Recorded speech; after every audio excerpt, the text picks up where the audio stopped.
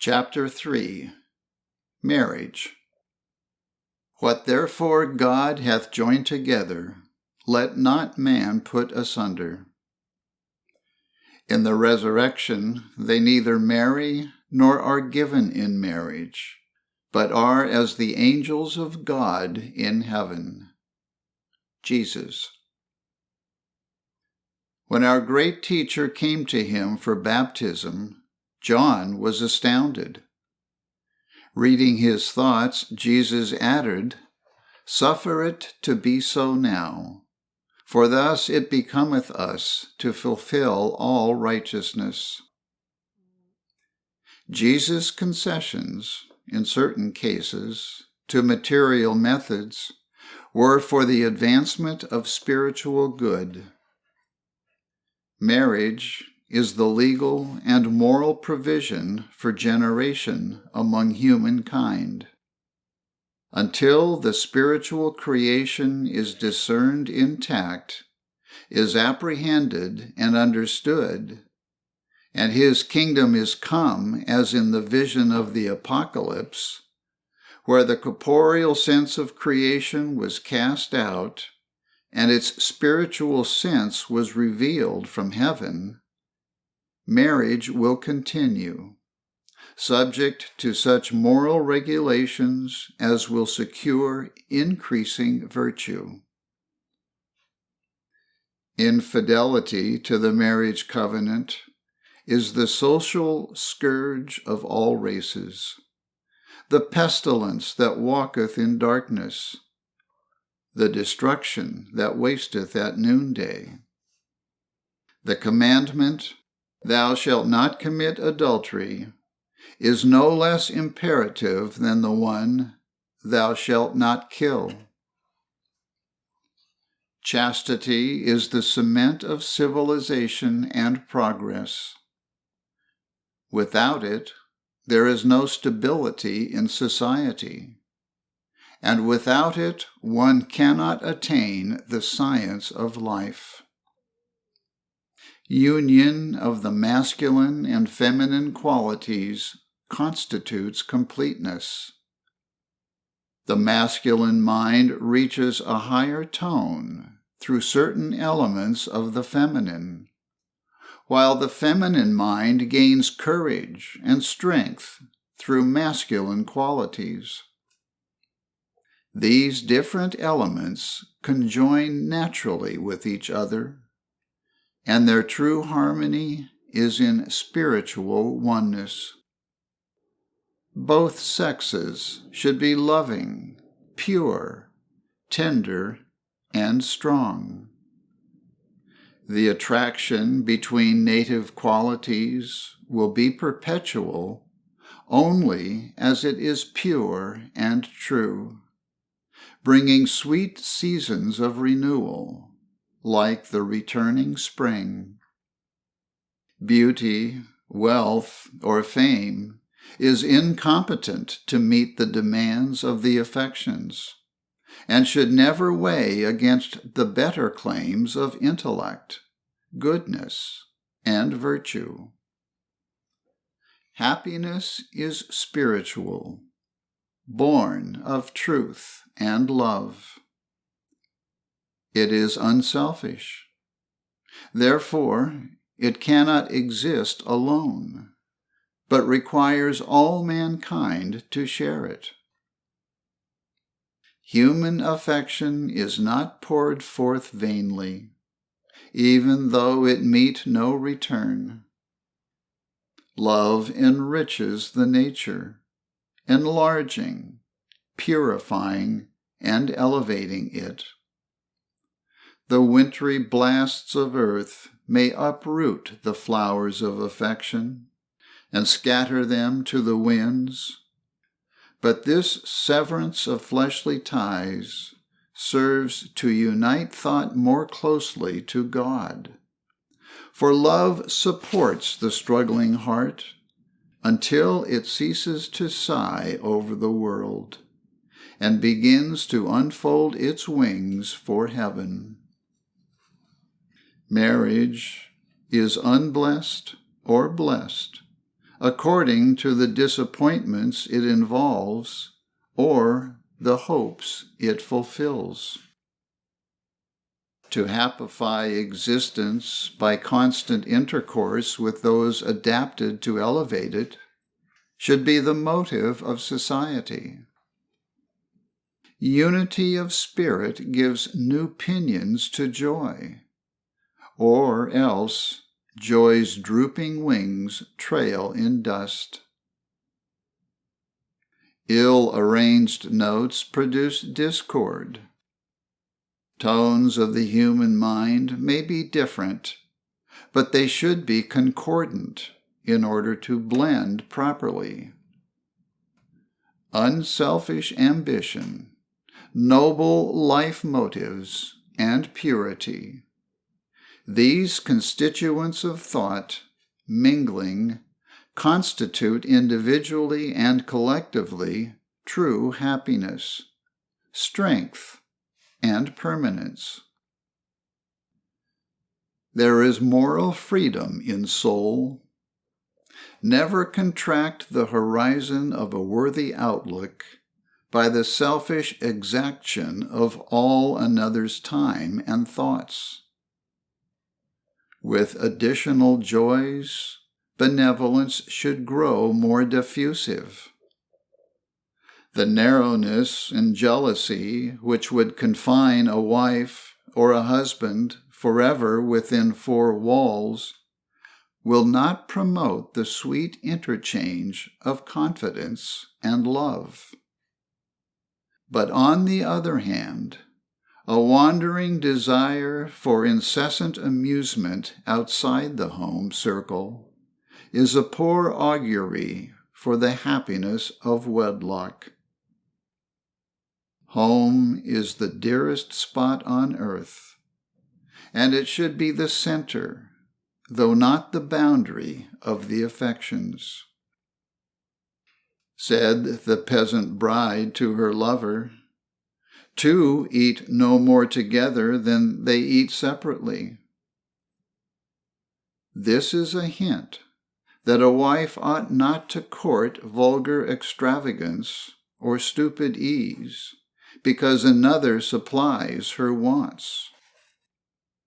Wealth may obviate the necessity for toil or the chance for ill nature in the marriage relation, but nothing can abolish the cares of marriage. She that is married careth, how she may please her husband, says the Bible. And this is the pleasantest thing to do. Matrimony should never be entered into without a full recognition of its enduring obligations on both sides. There should be the most tender solicitude for each other's happiness, and mutual attention and approbation should wait on all the years of married life. Mutual compromises will often maintain a compact which might otherwise become unbearable. Man should not be required to participate in all the annoyances and cares of domestic economy, nor should woman be expected to understand political economy. Fulfilling the different demands of their united spheres, their sympathies should blend in sweet confidence and cheer, each partner sustaining the other, thus hallowing the union of interests and affections, in which the heart finds peace and home. Tender words and unselfish care in what promotes the welfare and happiness of your wife will prove more salutary in prolonging her health and smiles than stolid indifference or jealousy. Husbands, hear this, and remember how slight a word or deed may renew the old trysting times. After marriage, it is too late to grumble over incompatibility of disposition. A mutual understanding should exist before this union and continue ever after, for deception is fatal to happiness. The nuptial vow should never be annulled so long as its moral obligations are kept intact. But the frequency of divorce shows that the sacredness of this relationship is losing its influence, and that fatal mistakes are undermining its foundations. Separation never should take place, and it never would, if both husband and wife were genuine Christian scientists. Science inevitably lifts one's being higher in the scale of harmony and happiness. Kindred tastes, motives, and aspirations are necessary to the formation of a happy and permanent companionship. The beautiful in character is also the good, welding indissolubly the links of affection. A mother's affection cannot be weaned from her child, because the mother love includes purity and constancy, both of which are immortal. Therefore, maternal affection lives on under whatever difficulties. From the logic of events, we learn that selfishness and impurity alone are fleeting, and that wisdom will ultimately put asunder what she hath not joined together. Marriage should improve the human species, becoming a barrier against vice, a protection to woman, strength to man, and a center for the affections. This, however, in a majority of cases, is not its present tendency. And why? Because the education of the higher nature is neglected, and other considerations, passion, frivolous amusements, personal adornment, display, and pride occupy thought. An ill-attuned ear calls discord harmony, not appreciating concord. So physical sense, not discerning the true happiness of being, places it on a false basis. Science will correct the discord and teach us life's sweeter harmonies. Soul has infinite resources with which to bless mankind, and happiness would be more readily attained and would be more secure in our keeping if sought in soul. Higher enjoyments alone can satisfy the cravings of immortal man. We cannot circumscribe happiness within the limits of personal sense. The senses confer no real enjoyment. The good in human affections must have ascendancy over the evil, and the spiritual over the animal, or happiness will never be won. The attainment of this celestial condition would improve our progeny, diminish crime, and give higher aims to ambition. Every valley of sin must be exalted, and every mountain of selfishness be brought low, that the highway of our God may be prepared in science.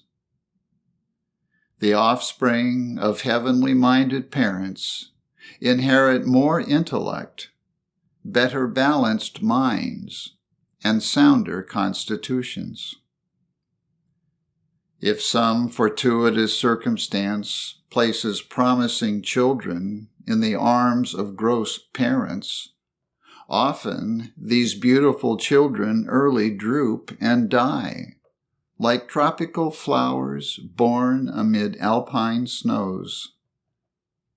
If perchance they live to become parents in their turn, they may reproduce in their own helpless little ones the grosser traits of their ancestors.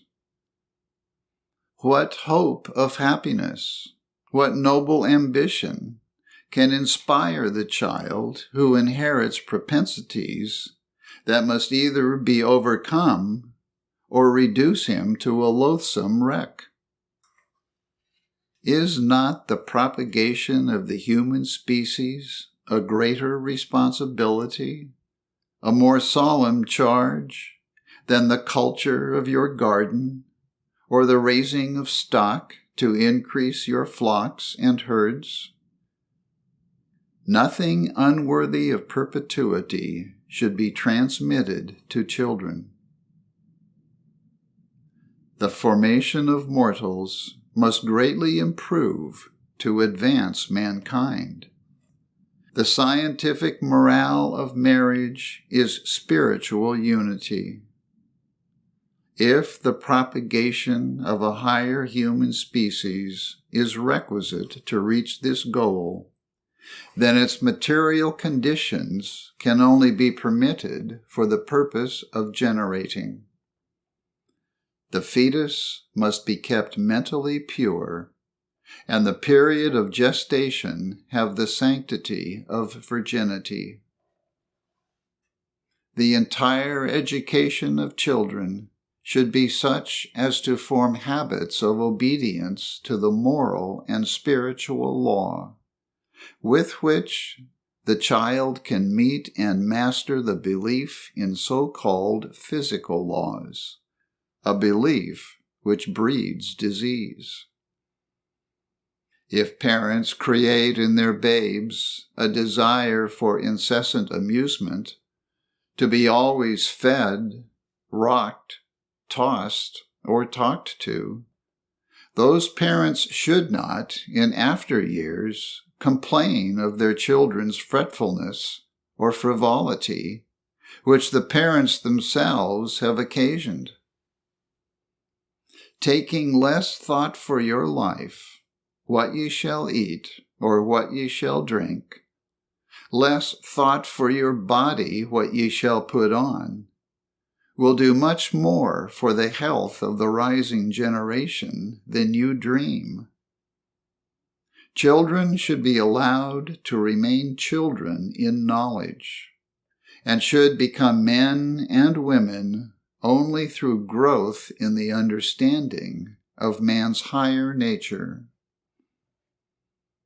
We must not attribute more and more intelligence to matter, but less and less, if we would be wise and healthy. The divine mind which forms the bud and blossom will care for the human body, even as it clothes the lily. But let no mortal interfere with God's government by thrusting in the laws of erring human concepts. The higher nature of man is not governed by the lower. If it were, the order of wisdom would be reversed. Our false views of life hide eternal harmony and produce the ills of which we complain. Because mortals believe in material laws and reject the science of mind, this does not make materiality first and the superior law of soul last. You would never think that flannel was better for warding off pulmonary disease than the controlling mind if you understood the science of being. In science, man is the offspring of spirit. The beautiful, good, and pure constitute his ancestry. His origin is not like that of mortals, in brute instinct, nor does he pass through material conditions prior to reaching intelligence. Spirit is his primitive and ultimate source of being. God is his Father, and life is the law of his being. Civil law establishes very unfair differences between the rights of the two sexes. Christian Science furnishes no precedent for such injustice, and civilization mitigates it in some measure. Still, it is a marvel why usage should accord woman less rights than does either Christian Science or civilization. Our laws are not impartial, to say the least, in their discrimination as to the person, property, and parental claims of the two sexes. If the elective franchise for women will remedy the evil without encouraging difficulties of greater magnitude, let us hope it will be granted. A feasible as well as rational means of improvement at present is the elevation of society in general, and the achievement of a nobler race for legislation, a race having higher aims and motives. If a dissolute husband deserts his wife, certainly the wronged and perchance impoverished woman should be allowed to collect her own wages, enter into business agreements, hold real estate, deposit funds, and own her children free from interference. Want of uniform justice is a crying evil caused by the selfishness and inhumanity of man.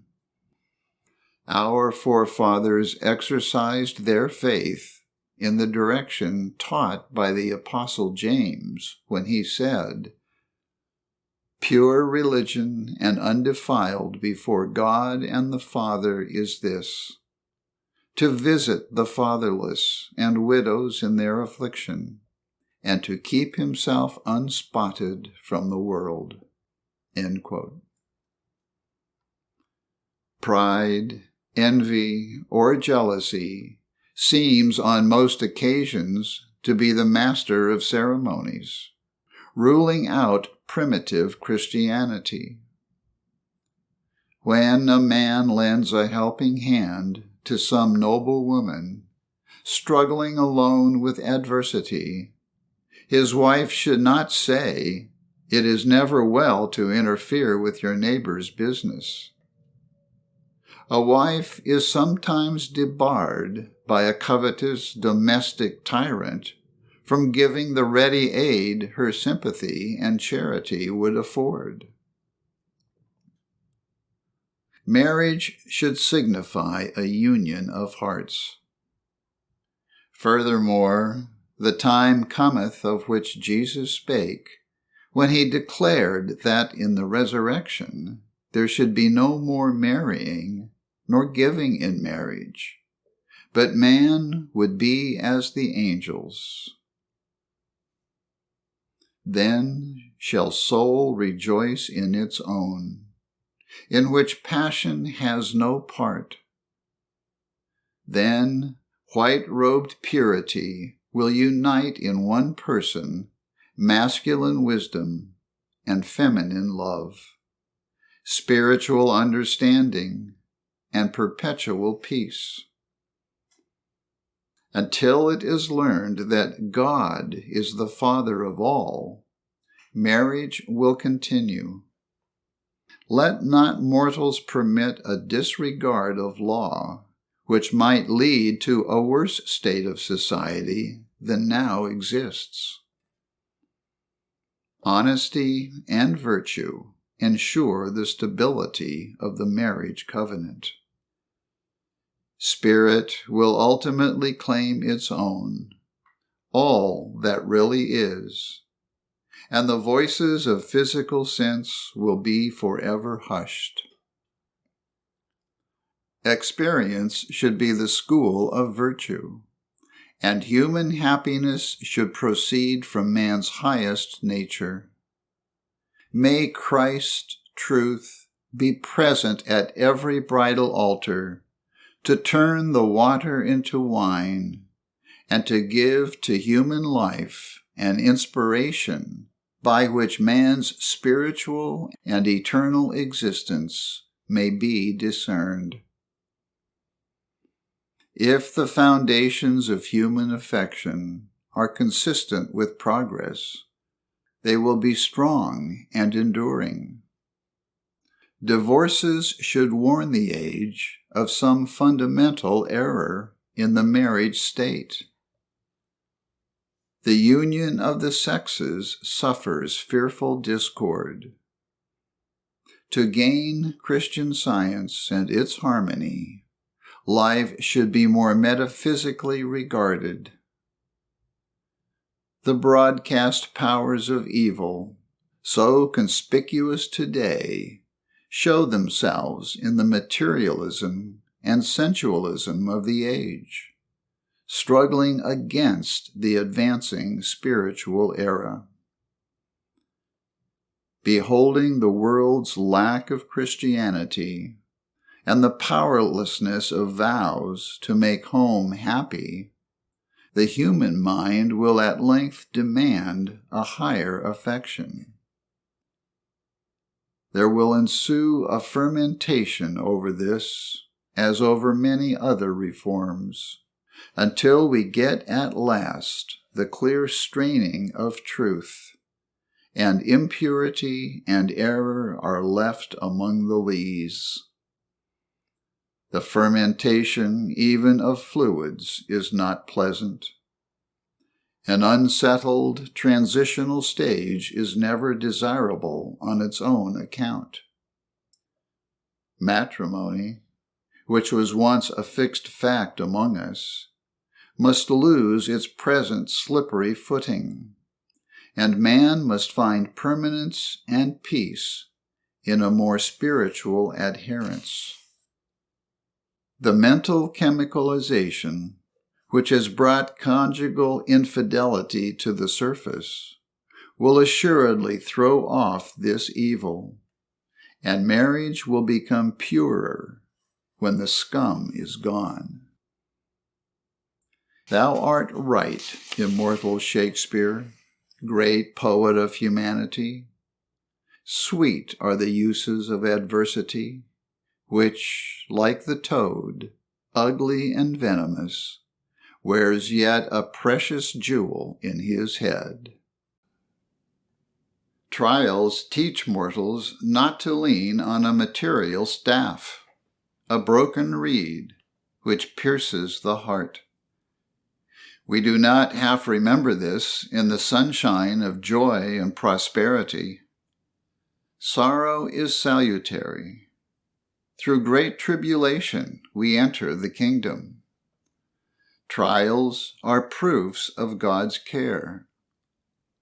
Spiritual development germinates not from seed sown in the soil of material hopes, but when these decay, love propagates anew the higher joys of spirit, which have no taint of earth. Each successive stage of experience unfolds new views of divine goodness and love.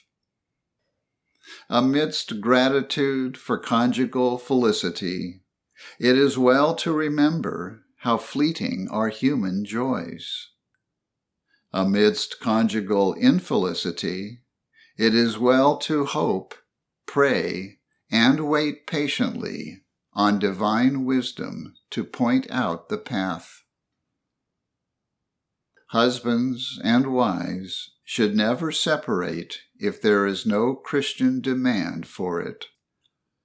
It is better to await the logic of events than for a wife precipitately to leave her husband, or for a husband to leave his wife. If one is better than the other, as must always be the case, the other preeminently needs good company. Socrates considered patience salutary under such circumstances, making his Xanthippe a discipline for his philosophy. Sorrow has its reward.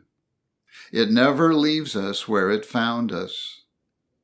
The furnace separates the gold from the dross, that the precious metal may be graven with the image of God.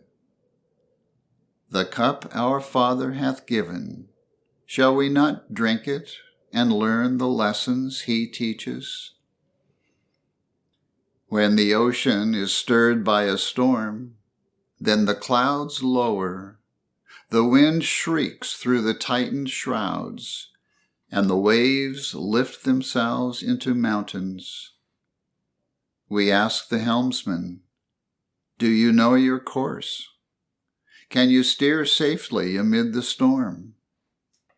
He answers bravely, but even the dauntless seaman is not sure of his safety. Nautical science is not equal to the science of mind.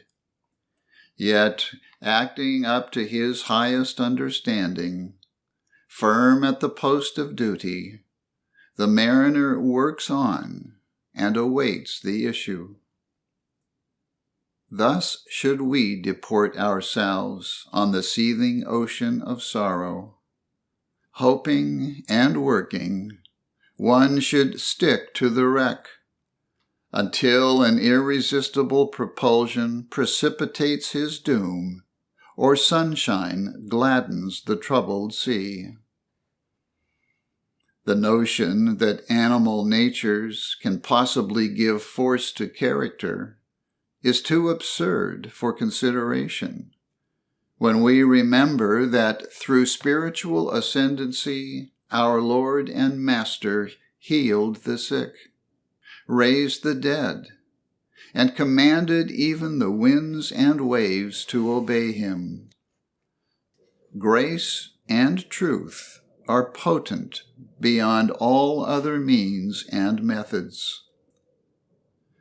The lack of spiritual power in the limited demonstration of popular Christianity does not put to silence the labor of centuries. Spiritual, not corporeal, consciousness is needed. Man, delivered from sin, disease, and death, presents the true likeness or spiritual ideal. Systems of religion and medicine treat of physical pains and pleasures. But Jesus rebuked the suffering from any such cause or effect. The epoch approaches when the understanding of the truth of being will be the basis of true religion. At present, mortals progress slowly for fear of being thought ridiculous. They are slaves to fashion, pride, and sense. Sometime we shall learn how Spirit, the great architect, has created men and women in science. We ought to weary of the fleeting and false, and to cherish nothing which hinders our highest selfhood. Jealousy is the grave of affection. The presence of mistrust, where confidence is due, withers the flowers of Eden and scatters love's petals to decay. be not in haste to take the vow until death do us part. Consider its obligations, its responsibilities, its relations to your growth and to your influence on other lives. I never knew more than one individual who believed in agamogenesis. She was unmarried, a lovely character, was suffering from incipient insanity, and a Christian Scientist cured her.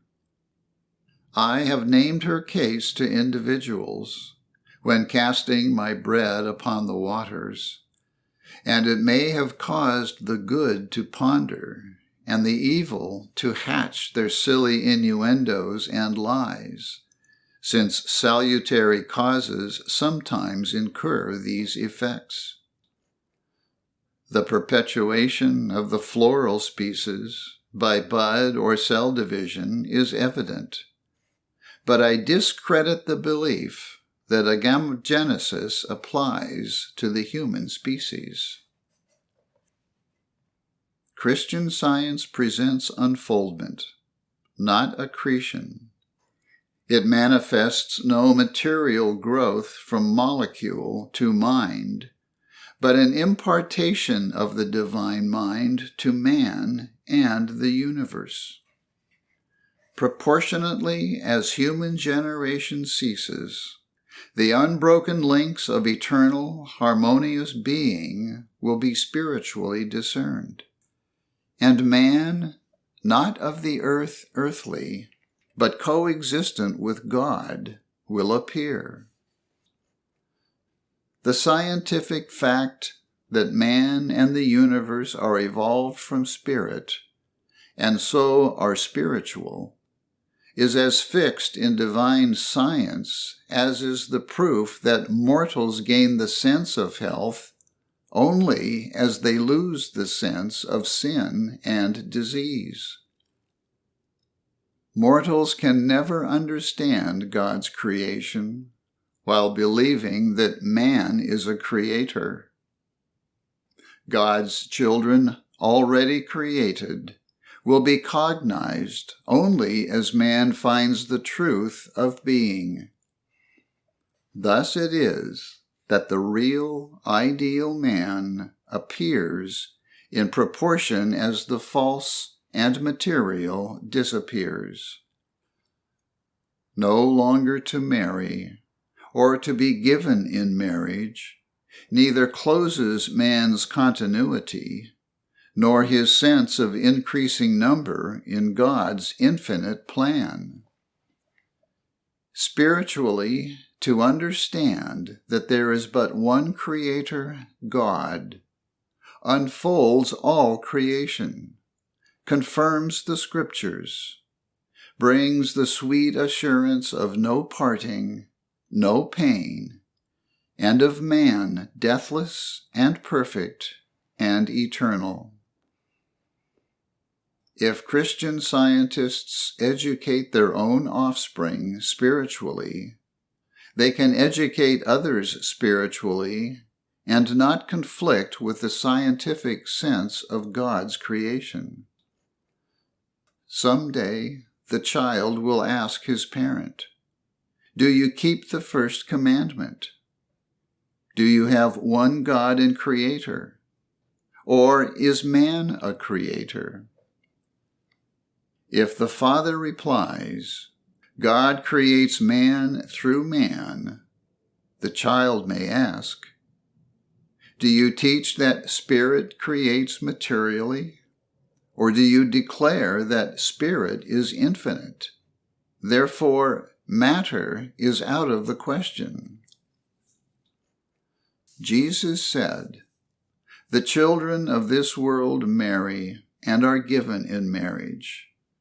But they which shall be accounted worthy to obtain that world and the resurrection from the dead, neither marry nor are given in marriage."